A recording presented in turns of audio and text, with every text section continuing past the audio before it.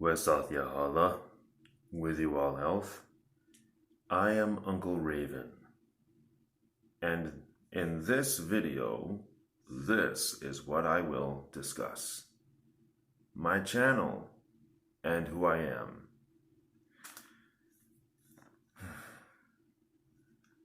My notes here say to give you a brief autobiography, and to be honest, that's hard to do.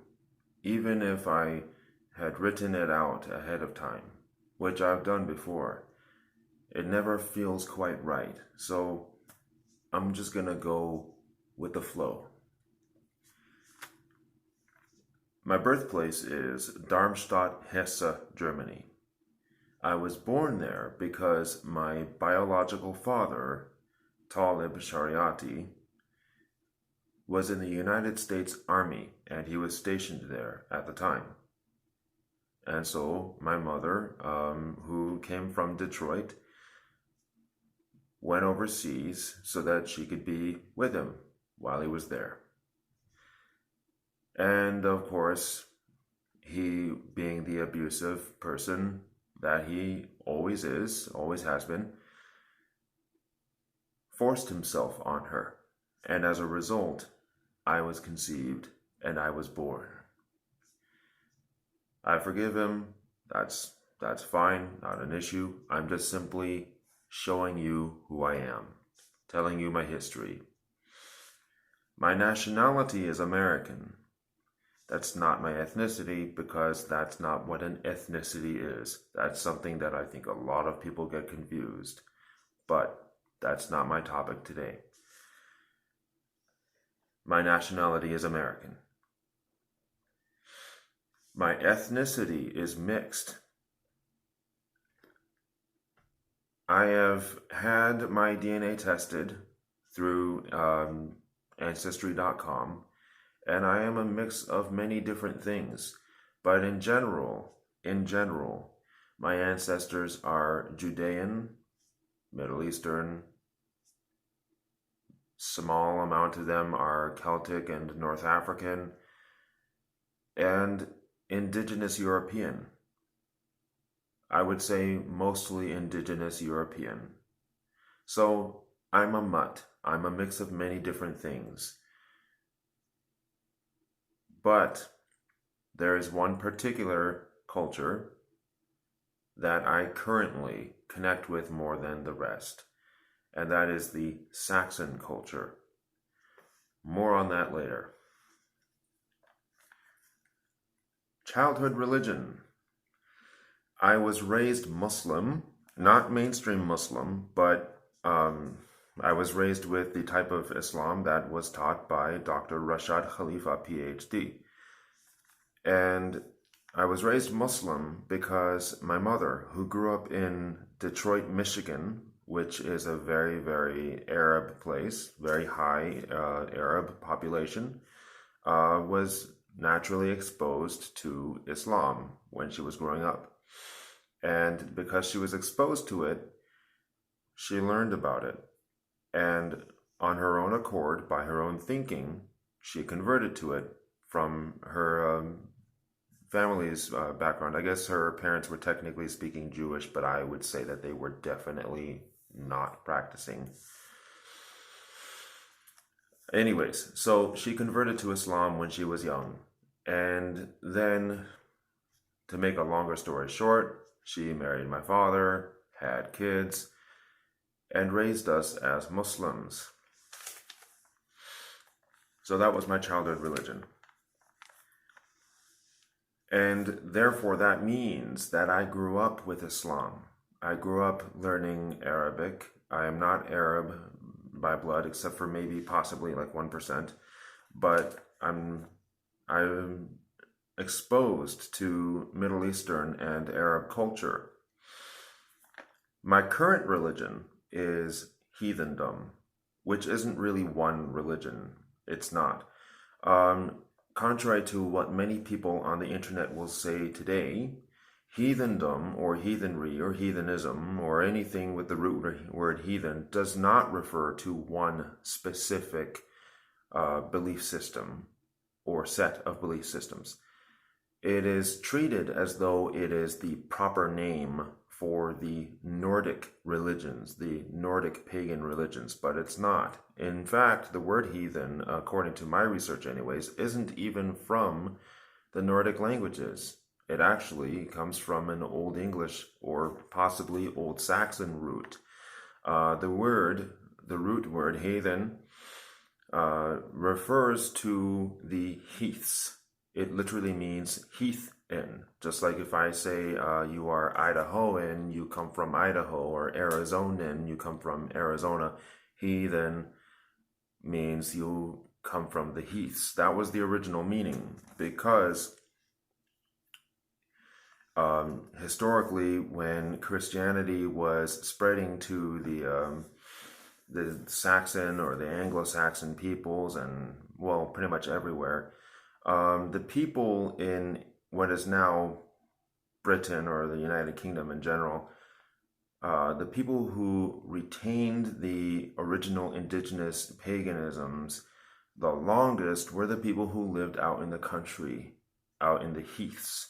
The people who retained the old traditions the longest were the people who lived out in the country, in the heaths.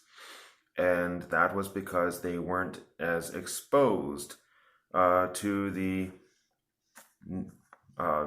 larger population centers back then.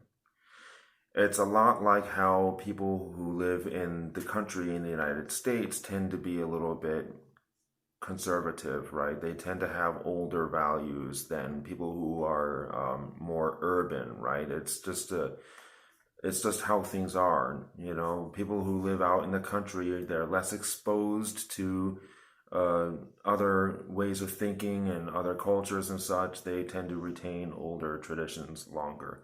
And so people back then who were rustic or country folk of the time, who lived out in the heaths, retained the old pre-Christian belief systems the longest in those Germanic parts of the world. The word does apply just fine. It does suit just fine people of that sort from any part of the world. It doesn't matter. They don't have to be British. I just needed to point out that it's not entirely true. It's not necessarily true that the word is of Old Norse origin. It may very well be of Old English origin instead. But in either case, that's where the term comes from, and therefore I have to say that, linguistically speaking, a heathen is anybody who follows a religion that is pre-Christian, a pagan religion. That would therefore include, for example, the traditional Native American religions, traditional indigenous African religions, Hinduism, all of those. In other words, it's non-Abrahamic and pre-Christian, pre-Juda. Well, it depends on where you're from. But yeah, that's my explanation of what it means to be a heathen. In my case, it means that I worship or I don't want to say worship, I revere the ancient spirits that the Germanic peoples revered, specifically the Saxons. So, you know, Wotan, Thunor, Siaxniat, Frigie, so on and so forth. Although you would know them, except for Siaxniat, you would know those other ones as their Old Norse equivalents: Odin, Thor, and Freya or Frigg. Anyways, that's a little bit about my current religion. And I had philosophical reasons as to why I left Islam and converted to that, which I will go over in a later video. My names. I need to explain my names. Because obviously my legal name isn't Uncle Raven. In fact, Raven isn't my legal name.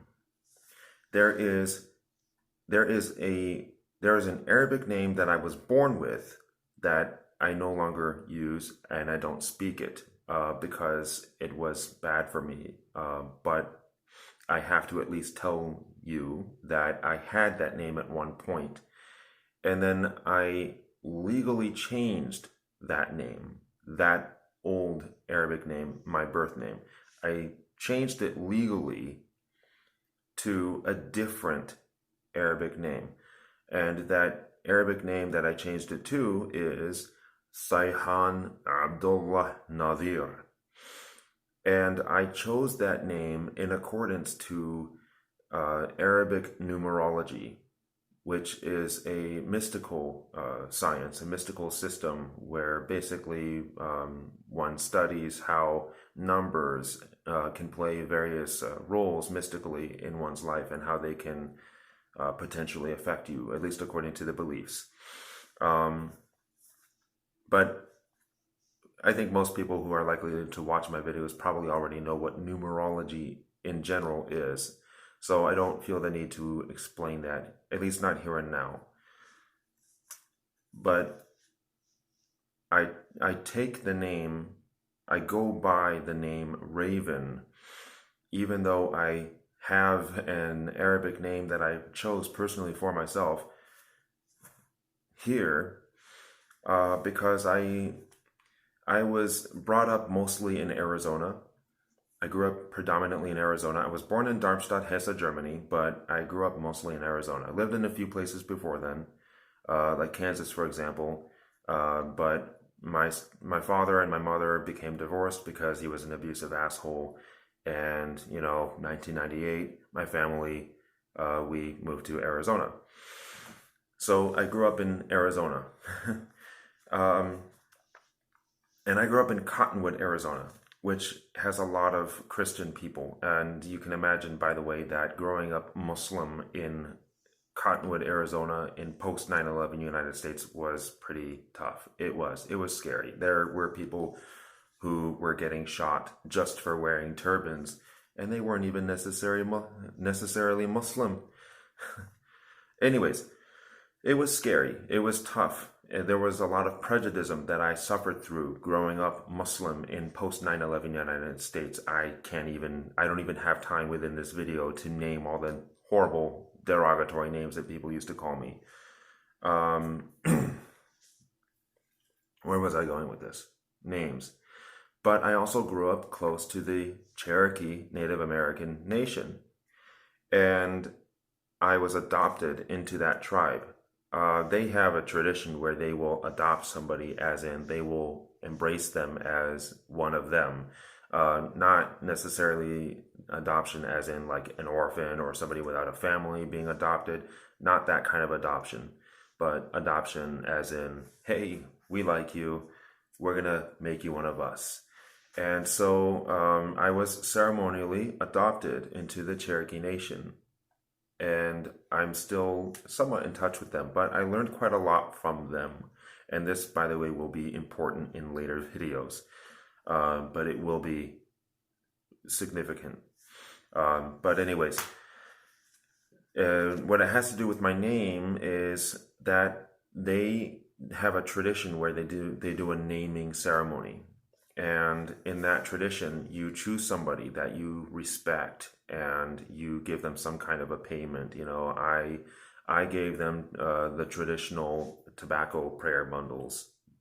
Yeah, and I also gave some handmade pottery and such to the chief of the local band. The tribe is divided into local groups called bands, and each band has a band chief. And Chief Ayana Lee Deharik, she's also a Cherokee medicine woman, married to Joseph Grey Wolf, who is a Lakota medicine man. And Chief Ayana Lee Deharik, she did my naming ceremony for me and presented me with the name that the spirits spoke to her. That name is Raven's Sacred Voice, or just Raven for short. I was about 16 at that time, and I've been going by the name Raven ever since, alongside my other names. So I have two names that I go by, Raven or Saihan. Anyways, enough about my name. This video is already 15 minutes long and counting, so I will finish it up as quick as possible. I have one more important thing that y'all need to know about me, which is that I believe in someone called Agrani Afadar. In my attempt to learn and reconstruct the Old Saxon language, I say Agrani Afadar as a way to try and say evergreen All-Father. And this is a spirit being that I have been learning from through my practices of shamanism. Remember, I am not Muslim anymore. I left Islam. And the truth is that I've actually been practicing shamanism my whole life. I was never only a Muslim.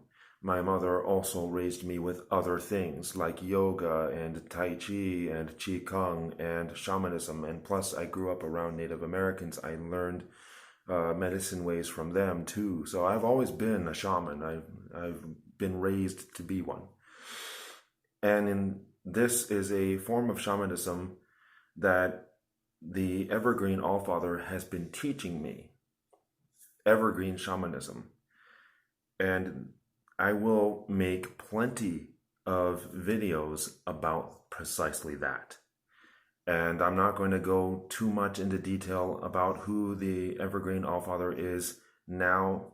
I would like to save that for a later video, but it is, like I said, important that you know that about me.